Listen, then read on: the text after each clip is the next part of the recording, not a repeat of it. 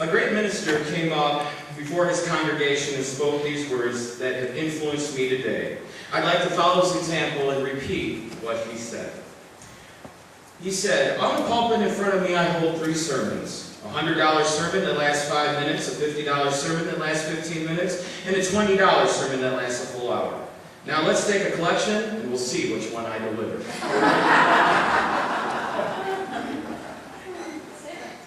One Sunday morning, an old cowboy entered a church just before services were to begin.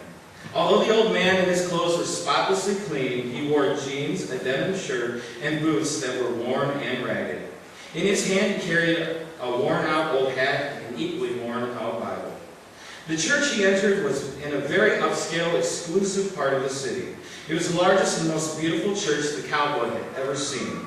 The people of the congregation were all dressed in expensive clothes and accessories. As the cowboy took his seat, the others moved far away from him. No one greeted, spoke to, or welcomed him. They were all appalled by his appearance and did not attempt to hide it. As the old cowboy was leaving the church, the preacher approached him and asked the cowboy to do him a favor. Before you come back here again, have a talk with God and ask him what he thinks would be the appropriate attire for worship. The old cowboy assured the preacher he would. The next Sunday, he showed back up for the services wearing the same ragged jeans, shirt, boots, and hat. Once again, he was completely shunned and ignored. The preacher approached the man and said, "I thought I asked you to speak to God before you came back to our church." "I did," replied the old cowboy. "If you spoke to God, what did he tell you the proper attire should be for worshiping here?" asked the preacher. "Well, sir, God told me he didn't know what I should wear. He said he'd never been to this church before."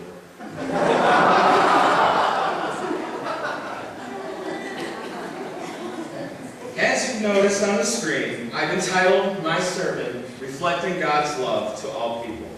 Of course, reflecting God's love to all people is our church's mission statement. It's on our bulletins, our letterheads, our website, YouTube videos, and even on the sign out front. Has anybody noticed the sign out front of our church? It's a beautiful sign with one teensy little flaw. Anyone know what it is? Whose last name isn't Luff? S. There's no S in it.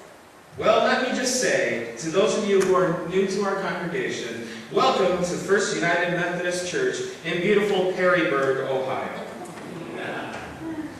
I'm amazed at the writings of the Old Testament after the Gospels. I really am. Not only are the letters of Paul, Peter, and John as true today as they were 2,000 years ago, but the fact that we have them in our possession is truly a miracle. Let me digress. We have a new pastor in our church, Ed Groff, and his sermons are not only inspiring but informational in a deeply historical fashion. So in writing this sermon, I knew I had to do my homework and do some research so I could add to my church resume, which includes competent preacher, biblical scholar, and the guy who wears the chipmunk outfit. So this is what I found and discovered, and this is why I say that the survival of these documents is a miracle. I'm sure as everyone knows that in the time of Paul in the early church, our forefathers of the faith were not liked very well. Many were put through unspeakable terrors of death just to get the message out to those who would hear it. As a church leader, such as Paul, he had to find some kind of paper to write on in order to get his message out. I learned the cheapest paper was papyrus, which was handmade in Egypt.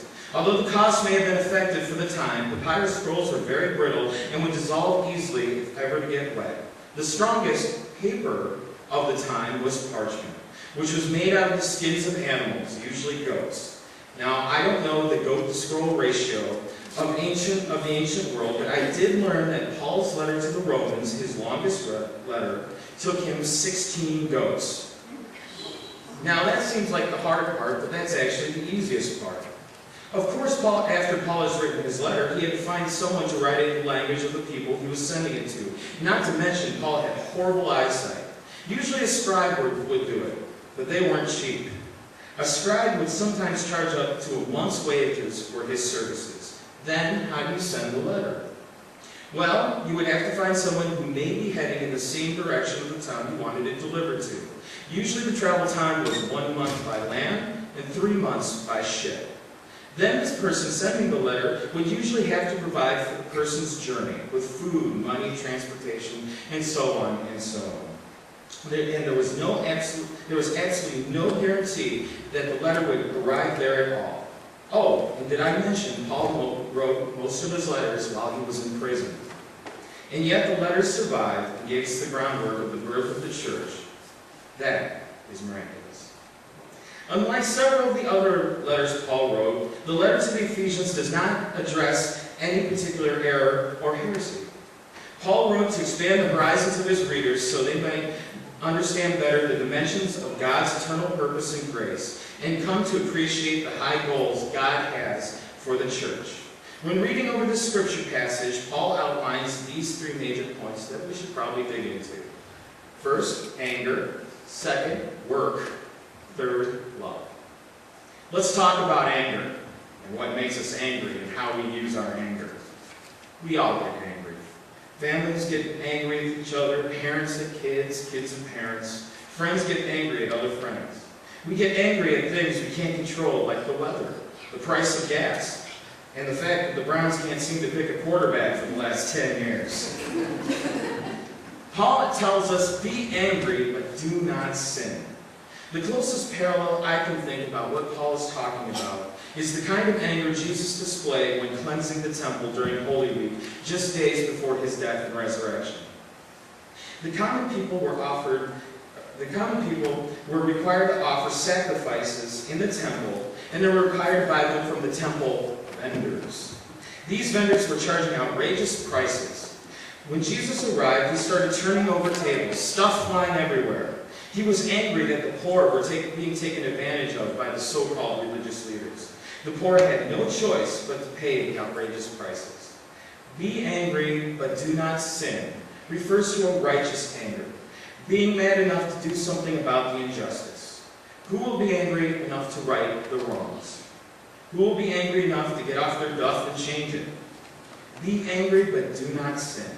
Be angry about injustice, unfairness. Be angry when people make inappropriate jokes. Be angry when the media unfairly attacks women candidates and gives men a free ride. Be angry when a child has no safe place to sleep. Be angry when a man cannot secure a job that provides health care for his family. Be angry at injustice. Another kind of anger is a quicker emotional anger. I get angry when a careless driver narrowly misses my car, or when my kids at home leave yet another mess for me to clean up. I get angry when my young sons don't eat their dinners and claim to be hungry 15 minutes later, or when the teenagers at church are texting instead of listening and participating. It is this kind of anger expressed over things that irritate us, little things that might inconvenience us or are not to our likings, that we are not to let simmer. Do not let the sun go down on those things that do not matter in the long run. Do not build up resentment over little inconveniences that aren't going to matter in the next 10 years. Be angry about injustice, falsehood, lies, deception, greed, and wrongdoing. Do not let the sun go down on little things that bug you about the people you love, about the people you work with every day, or who live next door. Forgive easily, and they'll forgive you. When Paul says in verse 26, don't let the sun go down while you're still angry, immediately I flash to my marriage, to my lovely wife Michelle. Hanging on our refrigerator are the 10 rules of a happy marriage, which include never yell at each other unless the house is on fire. It takes 2 to make a quarrel, and the one who is wrong is usually the one who does the most talking. Never bring up mistakes of the past, and never go to sleep with an argument unsettled. Needless to say, the rules have been bent from time to time, but we really try to settle an argument before we go to bed. Otherwise, it festers in both our minds through the night and into the next day. Of course, 10 rules that hang on the refrigerator magnet are not going to cover life's huge twists and turns, but just the bumps in the road.